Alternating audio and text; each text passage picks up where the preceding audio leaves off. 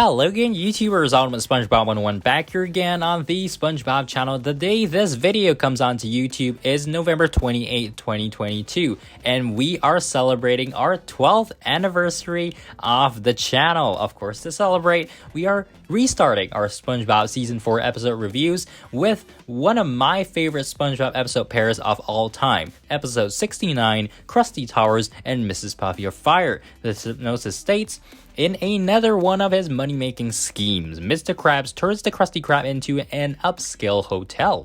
Also, Mrs. Puff gets fired when the higher-ups learn of SpongeBob's repeated failure. Let's begin! I've said it before in past videos and in response to comments, my favorite Season 4 episode is, without a doubt, Krusty Towers, where we shall never deny a guest even the most ridiculous request. That's not a business slogan or promise I'd be willing to make in real life because of how absurdly wrong things can go, and unsurprisingly, we see some of that in this episode. The episode starts out with SpongeBob and Squidward walking to work when they realize a hotel has been built into Krusty Krabs' place, and the former restaurant now serves as the top floor. Mr. Krabs immediately turns them into hotel staff and shares his inspiration for the overnight development. The slogan was adapted from a hotel that he stayed at while at a convention. It's quite strange that Krabs was even trying to rely on creating an atmosphere of generosity or servitude in any way to make money, considering that most of his schemes are more aggressively focused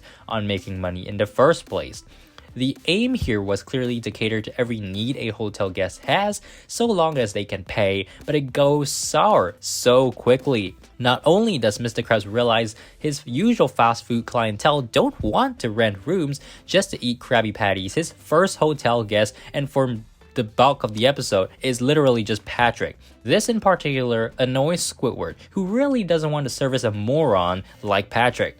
You could say this was in essence also a annoy Squidward episode, considering how Patrick was making Squidward carry his suitcase full of rocks up to the 17th floor, tipping him with rocks, and getting him to fulfill all sorts of relatively demeaning errands. SpongeBob, however, takes all of his duties in stride and without complaint. Talk about a clear contrast, right? Eventually, Squidward gets so mad he quits and immediately returns as a guest to take revenge on Krabs by abusing the slogan. This leads to several rather interesting and unique situations, ranging from making Krabs eat a really disgusting Krabby Patty and forcing Krabs and SpongeBob to redecorate the hotel room from beginning to beginning. Yeah, like literally go in a circle. One super cool point was that Mama Squidward does make an appearance in this episode along with her house, which is pretty cool. And although it looked as if SpongeBob and Krabs were kidnapping her, it turns out it was a whole misunderstanding just to get the cookies and all that. But Squidward does end off his efforts to drive Krabs nuts by making the latter install a giant swimming pool / bowl inside his hotel room for him to go swimming inside.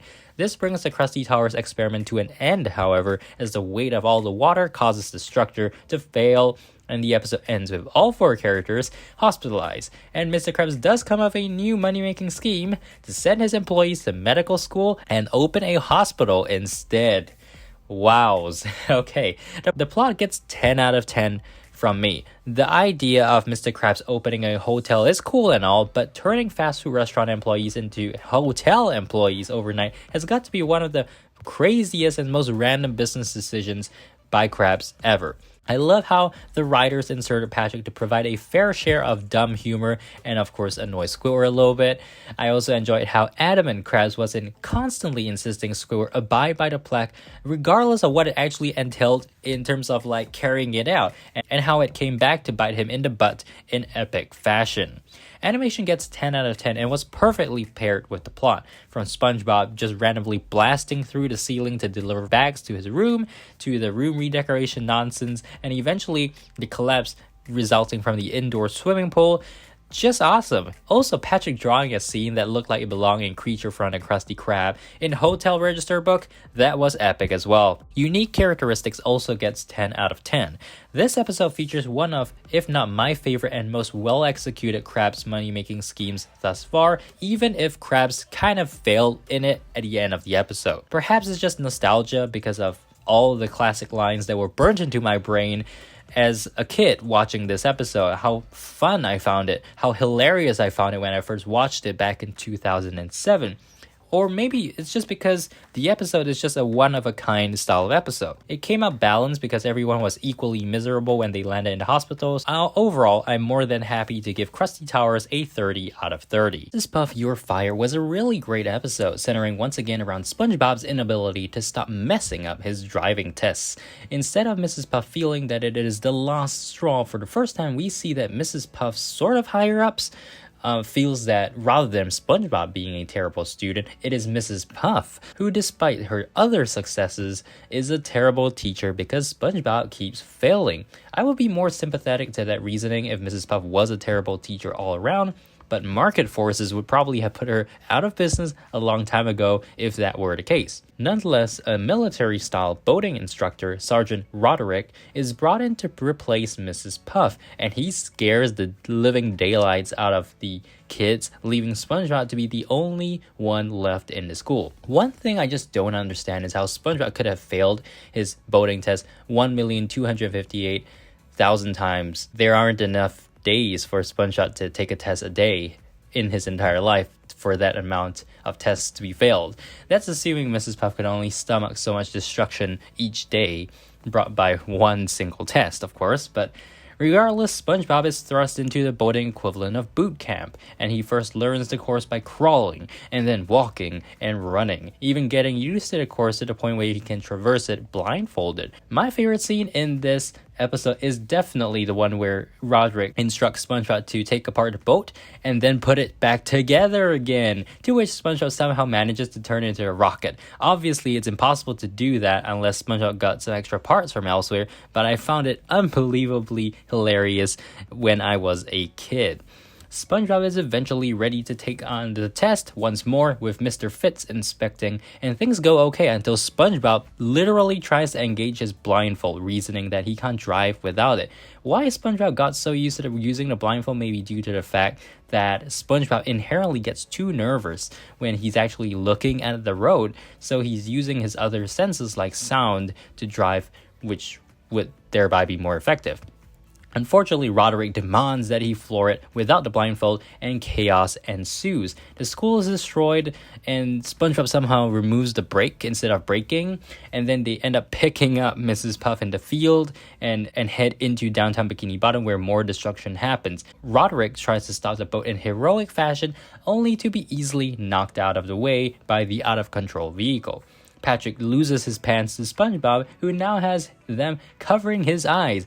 Yeah, if that wasn't ridiculous enough, like how did the pants get off Patrick in the first place? SpongeBob is essentially blindfolded now, so that actually allows him to bring the boat to a stop safely because he now can see, which is funny because he can't see. So the episode ends with SpongeBob being failed once again and Mrs. Puff being reinstated, but she isn't happy considering that she now once again has to tolerate SpongeBob going forward. I'd give this plot a 9 out of 10. It wasn't great to see Mrs. Puff being fired and then rehired just because of SpongeBob, but the core content in the training portion of the episode was extremely memorable. SpongeBob is a really carefree character, and seeing him be subject to tough, laborious training made it feel as if he was genuinely developing his skills and achieving growth. All of that growth went out the window once he got to use the blindfold, though. Animation gets a 10 out of 10. This was probably my favorite part about the episode, with the bonbon threats, walking into toxic green goo, the course in general, the rocket scene, plus all the destruction. All of it made it very memorable. Unique characteristics gets a 8 out of 10. Now, boating episodes have one common endpoint, and that would be that SpongeBob fails all the time. But we do get a change in the instructor with a completely different training method, which is extremely cool to see. All of it once again reinforces the idea that SpongeBob is really unteachable as long as he can't get his mind and body to drive calmly, which by the way will never happen because at this point it's been an extremely entrenched tradition for SpongeBob to keep failing, so there's always another reason to bring Mrs. Puff in for another episode. Regardless, overall, Mrs. Puff You're Fired gets 27 out of 30 from me. Those are the 2 episodes for today's video. Thank you guys so much for watching. Let me know in the comments what you guys think about Krusty Towers and Mrs. Puff You're Fired. As I said, I really like both of them, especially Krusty Towers. So yeah, that's that. Subscribe if you haven't liked, and I'll see you guys in the next SpongeBob video. Bye!